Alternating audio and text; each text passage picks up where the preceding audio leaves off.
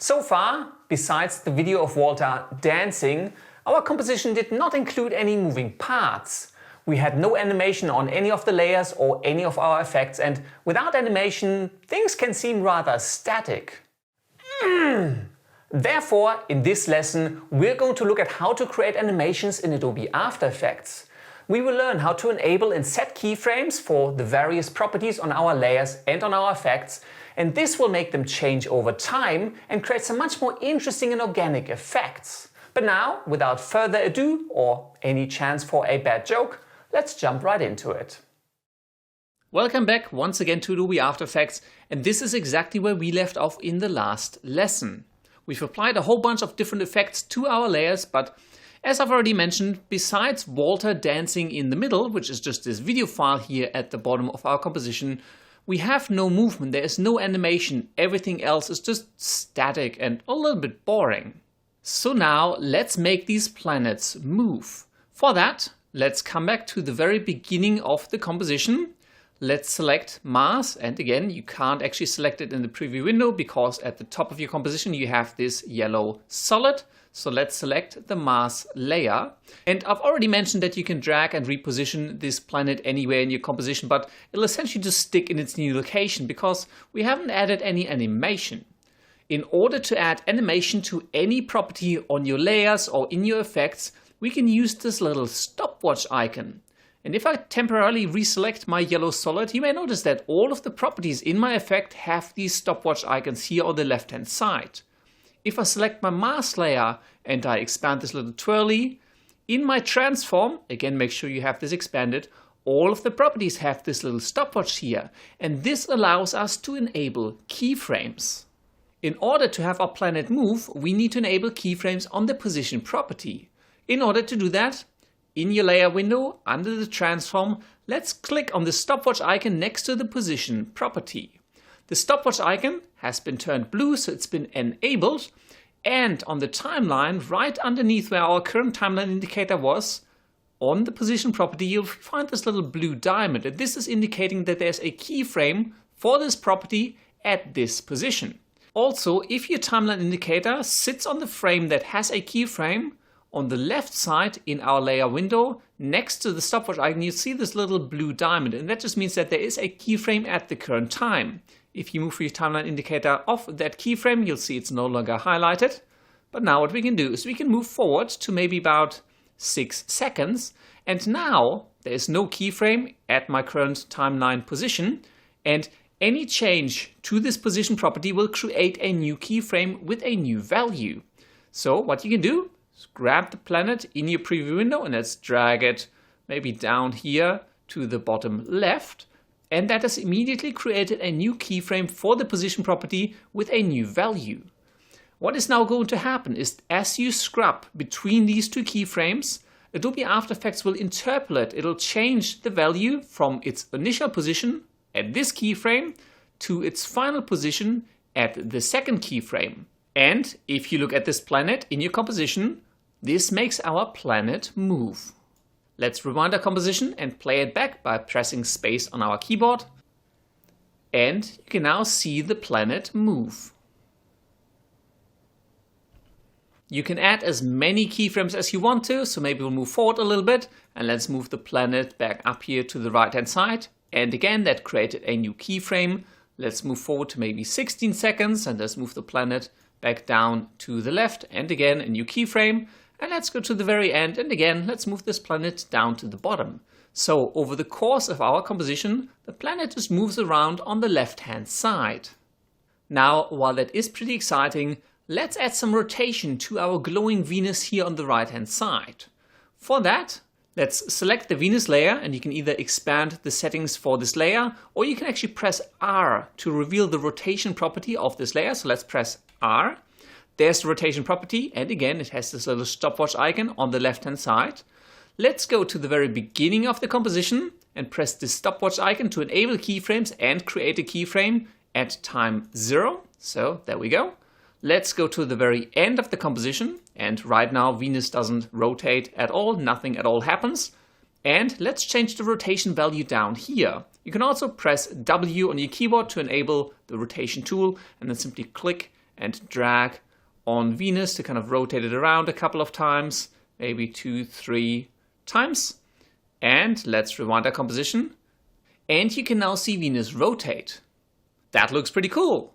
Now, do you remember that in a previous lesson we trimmed down this moon layer so the moon only appeared after a few seconds in, because that's when the layer became active? Now let's fade this moon in over the course of a few seconds. In order to do that, let's reveal the opacity property on this moon layer. And again, you can either expand this twirly or press T for opacity. And again, it has that little stopwatch icon, so let's enable it. And right now our opacity is at 100%. So this keyframe here is 100% opacity. You can actually double click onto these keyframes and it's going to open the property window, and you can actually change the property right in there, or again, just with the timeline indicator right over this keyframe. Make sure you have this little blue icon here to indicate that you are indeed over that keyframe.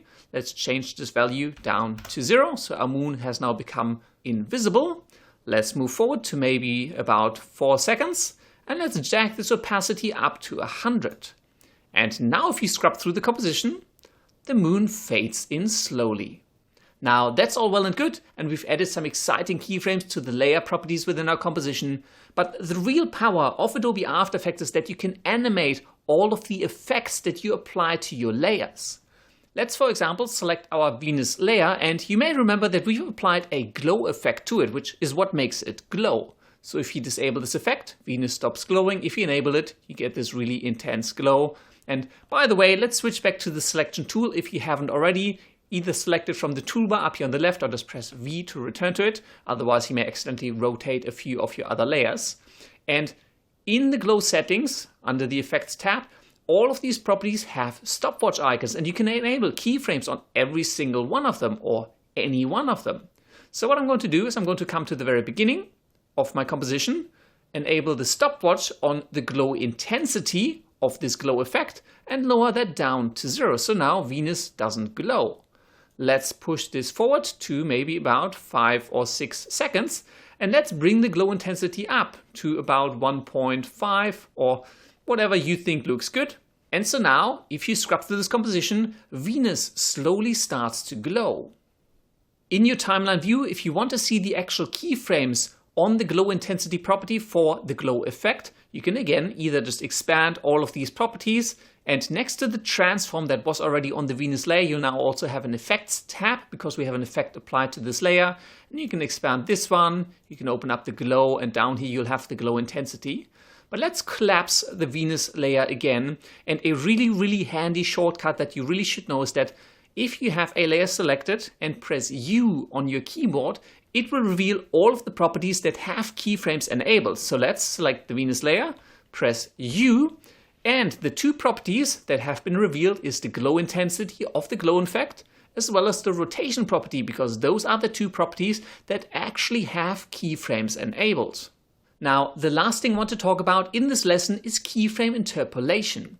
For that, let's return to our project panel, and I'm going to double click into some empty space because I want to bring another item in. And the item I'm going to bring in, you're going to find under the images folder. I've got this little racesnail.png, so let's bring that in. And let's quickly create a new composition. And again, you can click onto the new composition icon or right click and select create a new composition. And this one I'm going to call Race Snail. The resolution isn't all that important. I'm going to leave it on 1920 by 1080, 25 frames per second. That's just fine. I'm going to set the duration to exactly 10 seconds and let's hit OK. And into this composition, let's drag and drop this Race Snail PNG. And in my project panel, I'm also going to move this into the images folder just to keep everything nice and clean and collapse everything. So we're just nicely organized in our project panel. And in my composition, I now have this Race Snail PNG. Press Enter to rename the layer. I'm going to call this one Race Snail. And if you scrub through it, absolutely nothing will happen. Let's flip this layer around. And again, if you're not quite sure on how to get this to be exact 100%, what I would recommend, let's go Ctrl Z, select the layer in your timeline window and press S to reveal the scale property. And I'm going to unlock the width and the height so I can scale this non-uniformly.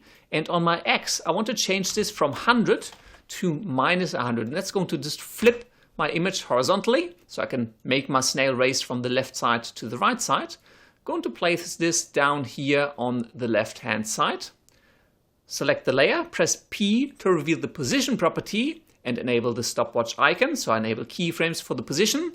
Let's move forward to 5 seconds and let's drag this over to the right-hand side.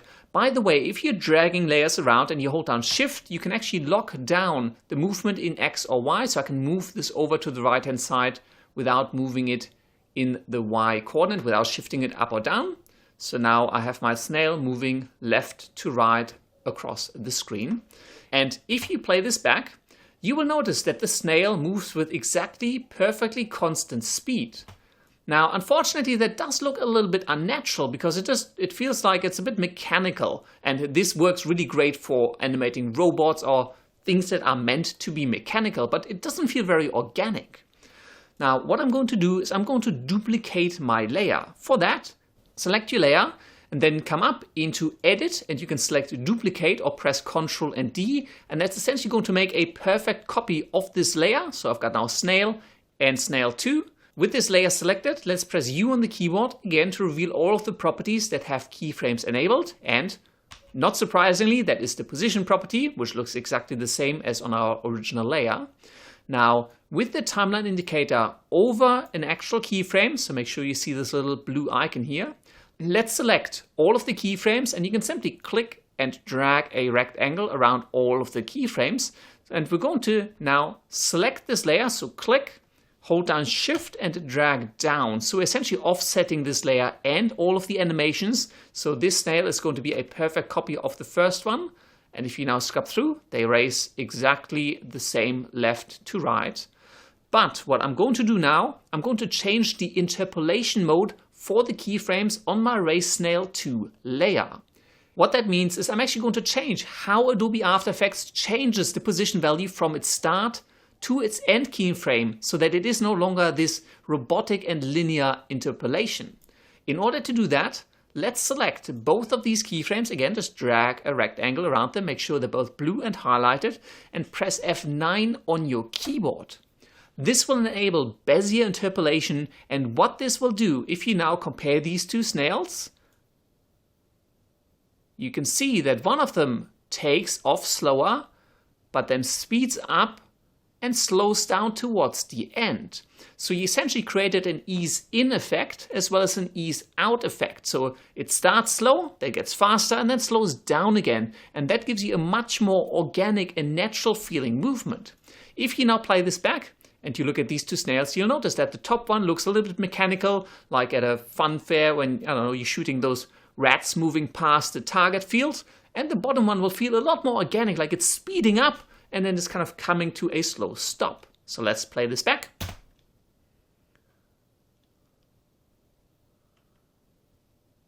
Cool. The interesting thing to see is that they still reach their target location at the exact same time, but the animation is quite a bit different. For most visual effects or motion graphics that I work on, I usually use the Bezier interpolation mode to get that more organic feel, unless I'm animating a robot or something that is meant to be mechanical, in which case I do leave it on linear. Now, one last thing, just really quickly to touch on it, I'm not going to go into too much detail. You can actually select these properties in your timeline window, and you can view a graph that represents how the change of values happens between these keyframes.